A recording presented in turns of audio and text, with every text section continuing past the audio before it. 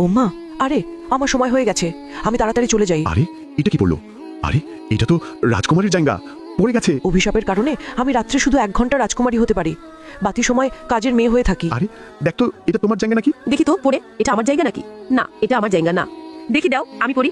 আরে আমার ভিতরে তো ঢুকতেছে না, এটা আমারও না। রাজকুমারী হয়েও আমার এবারই সব কাজ করতে হয়। আমি আমার রাজকুমারীকে খুঁজতেছি। আরে আমি আমার রাজকুমারীকে খুঁজে পেলাম না। এই জীবন রেখে কি লাভ? আমি মদ খাই। আমার ভদ্র ছেলেটা মদ খাইতেছে। বাবা, তুমি কোন রাজকুমারী পছন্দ করেছো? তার কি আছে তোমার কাছে?